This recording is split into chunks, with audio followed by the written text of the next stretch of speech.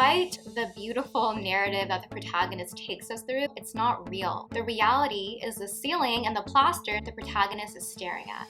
Diction matters. When you are the architect of a daydream, you can make it as perfect as you want. I know that these may be regarded as simple lyrics, but the emotions that they are conveying to me are intricate emotions. I view comfort and chaos as simply being indicative of potentiality. There is a lot to talk about, a lot to analyze. Hi everyone, and welcome to this video. On my channel, I analyze song lyrics very in-depth through the lens of literary analysis. Today we're going to be analyzing the song Ceilings by LizzyMcAlpine. Before we dive in, for your reference, here's a list of literary terms I may refer to throughout this video, and as a reminder, everything I state is literally just my own opinion. Music is, of course, very subjective. Everyone is going to have their own take, and I always love hearing what you think down below in the comments. Let's dive in. For this song, I want to start at the end. We're gonna see the end before we begin, just like Taylor Swift did in her song Wildest Dreams. I analyzed it, it's gonna be linked down below. That was a pretty decent plug in my opinion, so hashtag yay. I'm going to talk about two distinct ways you can interpret this song. There's going to be endless ways to interpret it, keep that in mind, but I'm going to be talking about two. This is not a first time reaction. I have a lot of notes. I've listened to this song on repeat more than I would like to admit, so I am very familiar with this song. I'm sure you're familiar with it too if you're watching this video. When we get to the outro, we have the lyrics, but it's not real and you don't exist. Right? So the protagonist could be doing one of two things in my opinion. They could be thinking back on memories they had with a romantic partner. So they are looking back to actual things that happened in the past, or everything that preceded the outro were daydreams. They were projections. I think about both of those interpretations as I listen to the song. For me, I'm a little bit more partial towards the daydream interpretation. For some reason, that's what resonates with me more, and that's the one that I think about more when I listen to this song. But again, it doesn't really matter what I think. It matters what feels chill for you. Those are the two interpretations I'm going to be discussing throughout this analysis. I wanted to mention that before we dive in with verse 1. Ceilings is the title of this song, right? And I think that's very significant. When I read ceilings, plaster, I interpret this as what the protagonist is literally viewing. I interpret the protagonist lying down on their bed and looking up at the ceiling. Plaster refers to a material that can be associated with the ceiling. To me, the diction here, the mention of plaster showcases the specificity with which the protagonist is looking up. They are noticing details. It suggests to me that they've been staring at that ceiling for a long period of time. So they've been daydreaming or thinking about their memories while lying on their bed for a very long time period, long enough to notice details like the plaster. I also view this as a bit of a juxtaposition between what the protagonist is literally looking at, which is low-key kind of boring, that's juxtaposed with the internal state of the protagonist and the things they're thinking about, either memories of the past or hopes and dreams and daydreams of a potential future. The thoughts the protagonist is having, the daydreams that she might be crafting, they're very lively and rich. So to me, that's a bit of a juxtaposition, and I find it very interesting that the song title here is Ceilings. Despite the beautiful narrative that the protagonist takes us through throughout this song, it's not real. The reality is the ceiling and the plaster the protagonist is staring at. Expectations versus reality. 500 Days of Summer. Right? I also enjoy how ceilings and plaster are separated just by a comma. There's no sentence here. It's like a very short list. To me, it's kind of like the protagonist is just noting what they're viewing. I enjoy this sort of writing. I know this may seem like not that important to a lot of people, but I think this sets the tone really well. This feels more emotional and intimate in my opinion. This feels like the beginning of a poem in my opinion. Ceilings, plaster, can't you just make it move faster? It is something that I personally feel like someone would write in a diary or a journal. It's kind of like a stream of consciousness sort of thing. When you're in an emotional state and you're including context about things around you, you are intertwining it with your own emotional landscape. There's like flutters of emotions and thoughts, but then there's also details about the environment. I am aware I may be extrapolating this out quite a bit, but I think about these sorts of things when I listen to this song. That's why I love it so much. I think it's very beautiful. When it says, can't you just make it move faster? I personally interpret that as the protagonist referring to the daydream. So perhaps they want the daydream to manifest into reality faster. You can also think about the protagonist looking at the ceiling as being kind of parallel to someone staring at the second hand of a clock. I hope we all know what that is. I know we all just use like our phones as a clock now, but like analog clocks have a second hand where it ticks down the seconds. So that's what I'm referring to. It's kind of just like staring at the seconds go by. Or if we want to interpret it in the context of memories, perhaps the protagonist wants to move on from the memories much more quickly. They want the memories to not be as potent anymore. They want it to be a thing of the past. They don't need all of those emotional memories at the forefront of their emotional landscape anymore. Lovely to be sitting here with you. Lovely is repeated all throughout this song, and I think it's so cute and it's so beautiful. There's a sort of vulnerability to the word lovely. Lovely used to be my favorite word ever for like 3 or 4 years. I don't currently have a favorite word, so nothing has taken its place. I'm just in a chill spot in regards to a favorite word right now, but I love the word lovely. I think it's very cute. I think it is a vulnerable sort of word. It can be a little bit flirty, but a soft sort of flirty. I definitely prefer the word lovely when it's written in loopy cursive letters. I think that showcases the connotation I associate with the word lovely. Let's actually define it with a dictionary. Lovely means exquisitely beautiful. It can also be used to describe a person as someone who's kind and friendly and pleasant. To me, the word lovely is not passionate. To me, the word lovely is pure, and passion can be pure, but what I'm talking about here is that lovely is more cute. Do you know what I mean? It's cute, not sultry. It doesn't mean there aren't passionate and sultry elements to the relationship that we're discussing, but at the forefront, at this stage of this relationship, there's cuteness and there's purity, and I find that to be very beautiful and very lovely. It's kind of childlike, but not in an infantilizing way. It's childlike again in a pure way, and when I say pure, I'm referring to the emotions being felt. It's kind of like having a crush on someone a little bit. A crush, for me personally, something I associate more with like youth and adolescence and like maybe young adulthood, but I think about like a crush here when I'm thinking about addiction, and again, I just associate that with a sort of purity that's very true. Pure intentions, no ulterior motives, no manipulation. It's just a stark, white sort of intentioned thing. I really like it. Again, I think this song is really cute. When I say cute, I don't mean to simplify this song. This song I feel like is very concise, but it's very difficult to write lyrics in a concise and cute manner that still convey a depth of emotion, which is what I think that Lizzy has accomplished here. It's kind of like teachers, when they present you with a lesson in a concise way, it means that they have understood the complexities of the lesson and they're able to dwindle it down into something that's easily digestible. And I think that's what has happened in this song, because I feel flutters of so many different emotions when I listen to it, and that is a testament to the songwriting.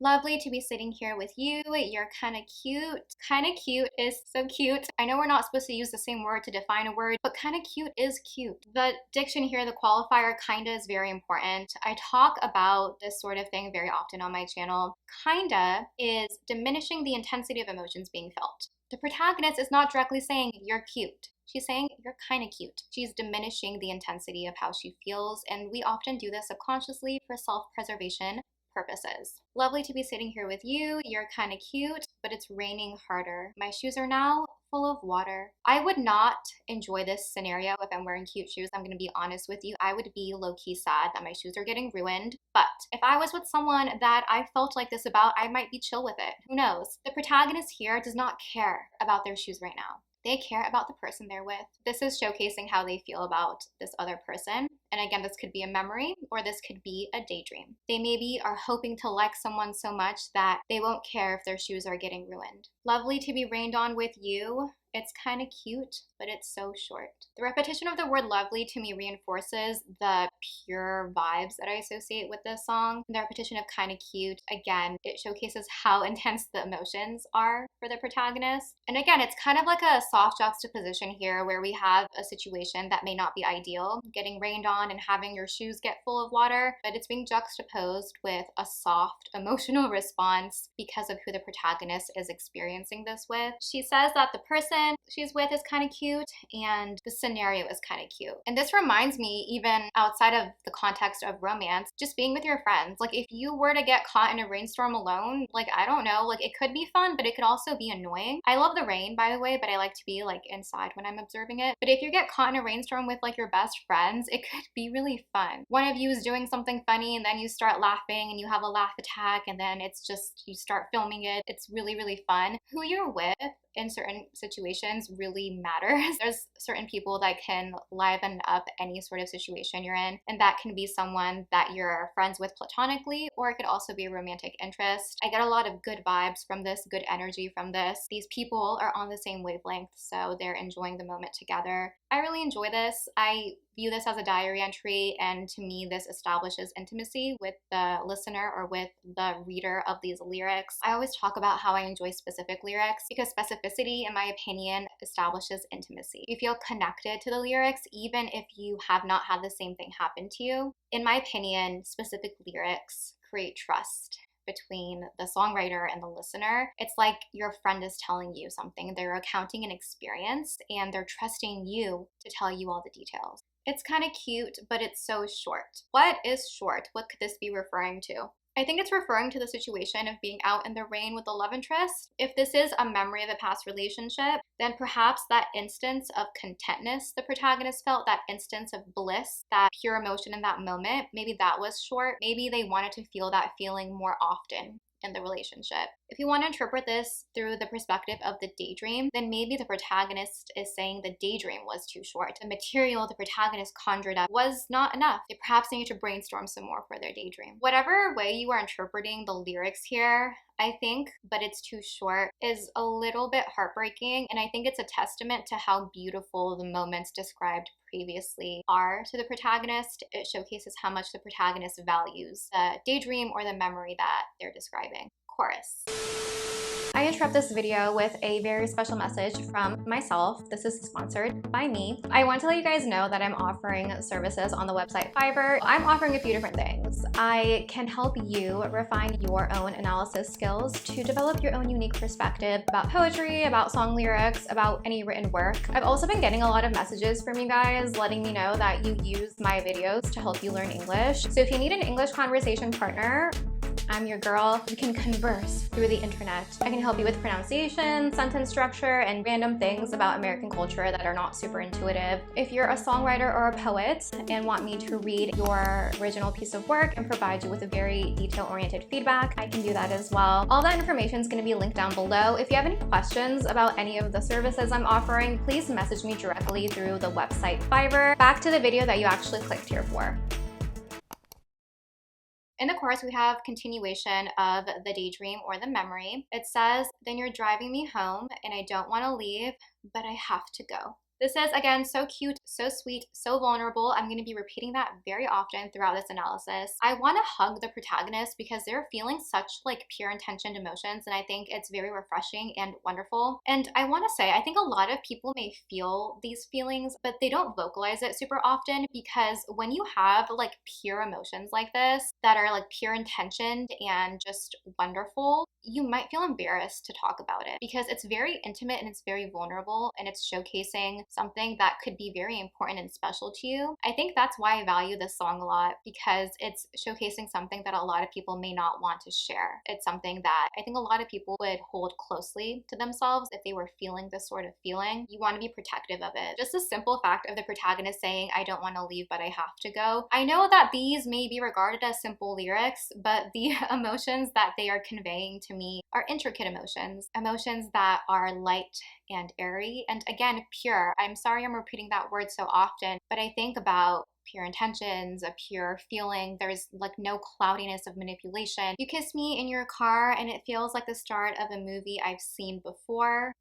You kiss me in your car is very cute. They're giving us some context. This again feels like a diary entry. It's like the protagonist wants to preserve these memories, or if it's a daydream, they want this to happen so then they can preserve the memory. And it feels like the start of a movie I've seen before. I think the movie here is referring to past relationships that have ended. We know they ended because we're talking about another potential relationship or potential love interest here. The protagonist here perhaps is seeing the end before it began, like Taylor Swift did in Wildest Dreams. Again, link down below. I don't know why I'm plugging that song so many times in this video. It's just happening.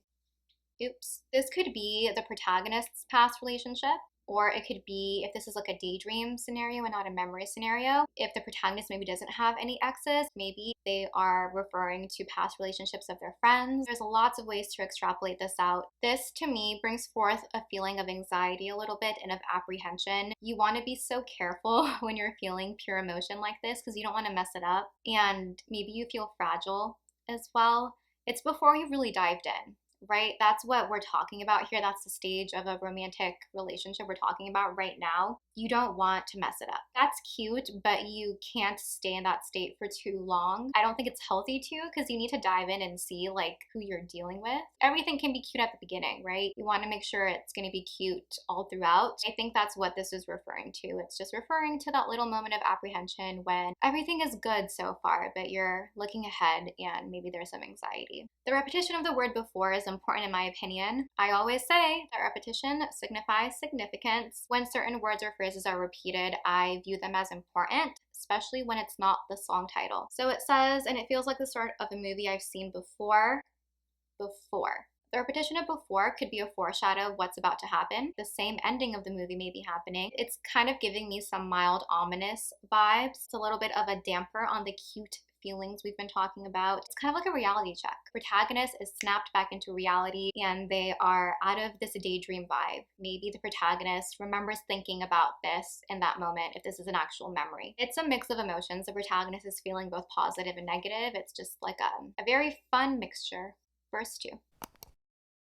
We have progression of the relationship here. We have some physical intimacy. When it says touch me like nobody else does, I think that's very beautiful and very special. It showcases that what they're doing together is something that has a lot of value and meaning to the protagonist. We have repetition of the word lovely, lovely to just lay here with you. The word just makes us aware that lying there is something simple. They're just lying there. But with this person, it's lovely. The word lovely here is being used to showcase how it's the person that's making the situation wonderful. You're kind of cute. Again, we have repetition of kind of cute. Again, it's diminishing the intensity of the emotions being felt because of the word kinda. Diction matters. And I would say all of this, but I don't want to ruin the moment. How dramatic. I'm just kidding, it's not dramatic. It's something that people feel. I think it's very common for people not to want to be too much. This is a very sweet moment of honesty that the protagonist is presenting us with. They want to express the emotions they're feeling because it's so much, right? It's fluttering all throughout their body. Lovely to sit here between comfort and chaos. Let's talk about that last line here because there is a lot to talk about. A lot to analyze. Again, we have repetition of the word lovely. We've talked about that word before. Let's talk about comfort and chaos, and then I'm going to talk about sit in between. Yes, we're going to talk about all of those words. Comfort and chaos, in my opinion, could be interpreted as a juxtaposition. I'm using the word could because some people find comfort in chaos, right? It just depends on the person. However, usually you would expect chaos to be uncomfortable, generally speaking. But here, I think we're talking about a different type of chaos. I think we're talking about a welcomed sort of chaos, a chaos that comes with potential. A potential for love, a potential for a meaningful relationship perhaps. Chaos with a side of hope.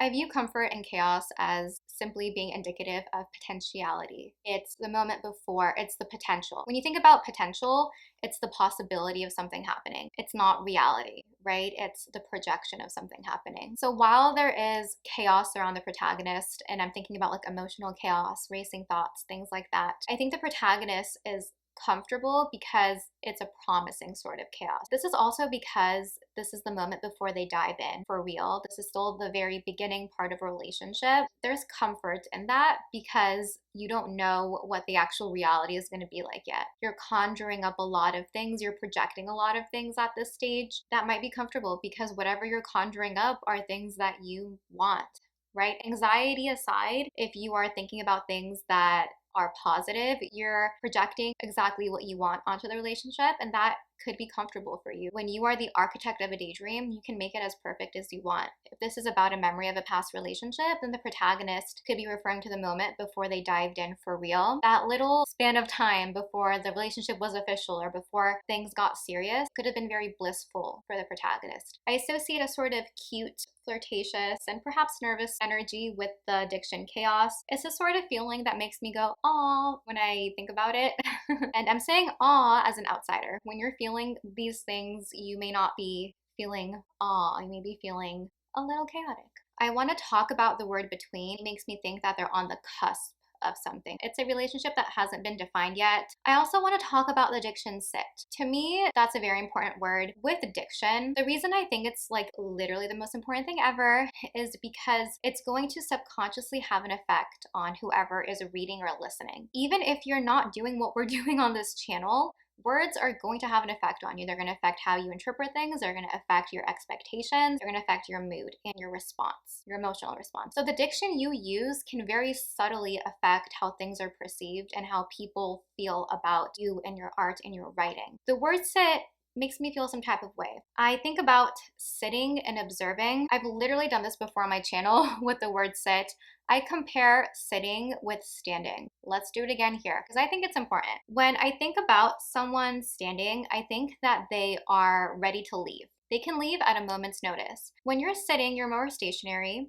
You may be more comfortable, and it makes me think you're gonna be there for a sec. You're chilling, you're relaxing, you're not ready to go yet. The word sit to me is slightly more suggestive of a bit of a commitment. I associate a connotation of stability with the word sit, especially in relation to stand. So when I read this phrase, lovely to sit between comfort and chaos, I think about the protagonist really being present in the moment and really taking it in and relishing the moment. It's the moment before the dive in. It's the moment before reality takes over. Kind of like a state of bliss. You allow yourself to move forward into something. That's how I define that lyric. I would love to know what you think down below in the comments. Chorus number 2.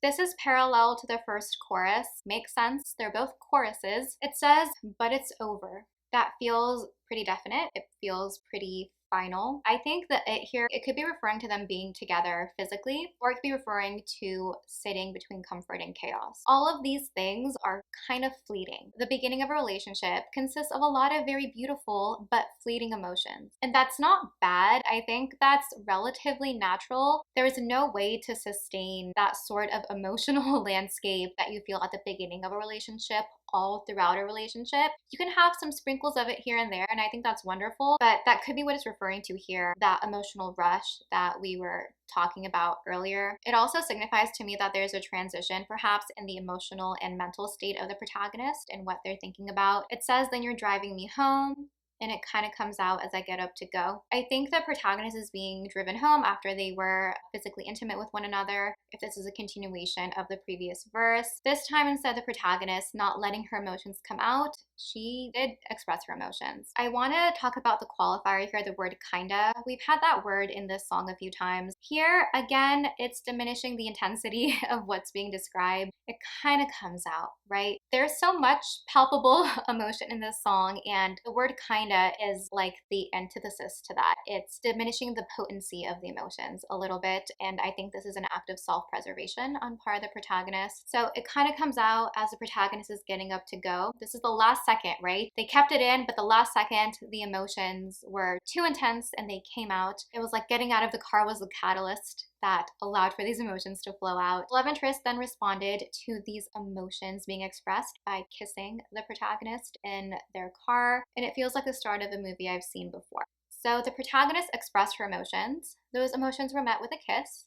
That's cute. But then the protagonist says it feels like the start of a movie they've seen before. This lyric is repeated from earlier. I do still think it reinforces an expectation the protagonist may have. If this is a daydream, this is maybe what they think will happen throughout the relationship. They're seeing the end before it begins. If this is a memory, then maybe the protagonist remembers thinking this when these events happened. When the protagonist was kissed by the romantic interest, there was a moment of anxiety and the protagonist was like, well, I've seen this happen before, or oh, well, I've experienced this before. The protagonist felt like they knew what was going to come next. They've perhaps felt positive vibes and pure intentions before, and maybe it didn't turn out the way they wanted to. There's some hesitancy here and perhaps some mild anxiety in regards to the relationship. They think that it will probably end up ending. If this is a daydream, then maybe this here, this bit of apprehension could represent fear. And if you want to extrapolate this out, this could be why the protagonist is daydreaming. Maybe they prefer to exist in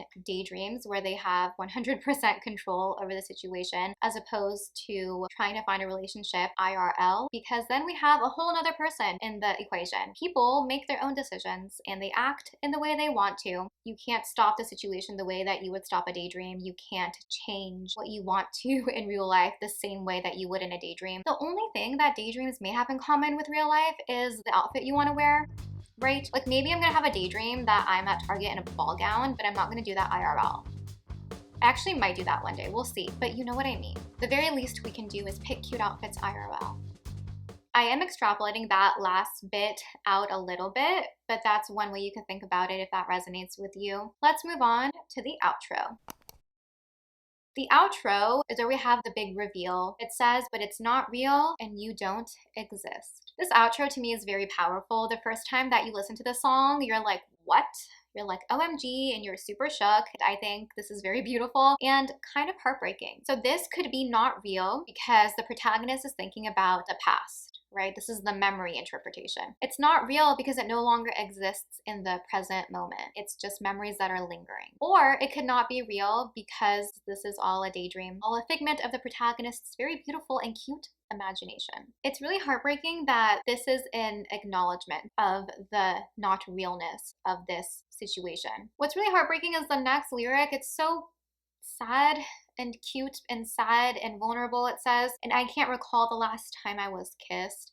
This says like low-key gut-wrenching, and you guys, I'm not being hyperbolic. It literally is gut-wrenching to me. Not because the protagonist hasn't been kissed. That literally doesn't matter. What's gut-wrenching to me is that this seems to matter to the protagonist. They care that they can't remember the last time they've been kissed. It's something that's perhaps bothering them. It's something that they perhaps wish wasn't true. This is so sweet, and I think maybe I'm having this reaction to this song because I am a little bit older. I am a millennial. That's why I have bangs, not a middle part, okay? Middle parts do not look that great on me. It's a side part or bangs. Take it or leave it. So I think if I was like a little bit younger, maybe I wouldn't keep saying, aw. I think I'm a little bit more removed from these feelings. And so that's why I'm having this reaction to it. I'm not meaning to infantilize these feelings at all. I hope it doesn't come across like that. Because it matters to the protagonist, that's why I find that lyric to be so heartbreaking. I love lyrics like this, you guys. You know that I love emotional lyrics that are like diary entries that talk about emotions. I've literally said verbatim on this channel that I love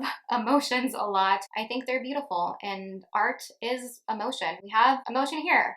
We have art. It hits me in the car. This is interesting. So we moved from looking at ceilings and plaster to the car. I'm comparing those because that's where we had the protagonist kind of step out of their internal world. The fact that at the beginning they were able to call out the ceilings and plaster showcases that they were aware of the external world for at least a moment, and now they're aware of the external world again, but they're in the car. The protagonist is thinking about these sorts of things in different locations. The ceiling I think about as more intimate because it's inside. I imagine the protagonist's like bedroom or maybe their living room. Maybe they were lying on the couch. But the car is outside. It's in the outside world. Not as intimate. I think about them being out in public, maybe running errands. There's movement involved. Maybe they're having a productive day. But this makes me think that these sorts of thoughts that the protagonist is having are constantly moving about in their subconscious mind. That's why it hits her in the car. Nothing happened to catalyze her thinking about this while she's in the car. It's being processed subconsciously and it's coming out at that random time. I think that's what that is meant to illustrate, or at least that's what makes sense to me. That's how I'm interpreting it. If this is about a daydream and not a memory, it's a little bit ironic because ideally in a daydream, you want everything to be perfect and cute so you can enjoy the daydream. That's like the whole point. But this daydream is still hurting her because of the fear that she has, because of the movie she's seen before. It's still hurting her and she wasn't even in that actual situation. That's really sad. That's really heartbreaking. If this is about a memory, It's still sad, but it actually happened. You know what I mean? It hits me in the car and it feels like the end of a movie I've seen before. It's no longer the start of a movie, it's now the end. It's a movie that ended in a type of hurt. If we're going off of the memory interpretation, the end of the movie is representing the end of a relationship. That's what it could be referring to. If we're going based off of the daydream, then we can think about the end here as the protagonist coming back to reality. As the protagonist realizing that she hasn't experienced anything she's daydreaming about. It's all a figment of her imagination, and her imagination is beautiful and wonderful, but you know, sometimes you may get tired of those beautiful daydreams. You may want something to manifest that beautifully in real life so you can actually experience it. The protagonist is perhaps coming back to reality, and it's the end of a movie she's seen before because she keeps realizing that she hasn't been kissed in a long time and she wants to be. She keeps realizing that she's alone, right? And you guys, listen, there's literally nothing wrong with being alone. I don't want to sound like a self-help relationship guru, like don't take my advice about anything, but I genuinely do believe like there's nothing wrong with being alone. It's super chill, but I understand that people are at different places in their lives and people have different wants and needs and different priorities based on the context of their life. And this protagonist, perhaps in this moment, doesn't want to be alone in a romantic way. They want to find love. They want to feel these feelings. They want to sit between comfort and chaos. I think that's wonderful. Love is a very beautiful thing to want. We also have the repetition of before, like we did earlier. Repetition signifies significance. That's like my mantra. It's reinforcing that the protagonist has felt this way before. So either they felt the hurt of a relationship ending, if this is the memory interpretation, or they felt the sting that this rich internal world they have, this beautiful imagination, is just that. It's imaginative. It's not real. It's a back to reality moment. Every time I say back to reality, I keep thinking about that Eminem song. And that song is like literally the opposite vibe of this song. Isn't that funny? LOL. And that is the end of this beautiful song. I, again, find this song to be very emotional, and I enjoy the outro a lot. I like how we have like a reveal of what is really going on with the protagonist. I enjoy the diction in this song, the repetition of the word lovely, the repetition of kind of. I enjoy the vulnerability and the honesty in these lyrics. I don't know if this is based on Lizzy's personal life or not. This could be inspired by true events. This could be all fictional. I don't really care. I don't really need to know about anyone's personal life. I just find these lyrics to be very beautiful, and I really enjoy this song a lot, if that has not been evident. Please let me know what you think. If you have a completely different interpretation, please tell me down below. I always enjoy hearing your thoughts. My consulting and tutoring services are also linked down below. Feel free to check that out. As always, thank you so much for watching. I really appreciate it, and I'll see you next time. Bye!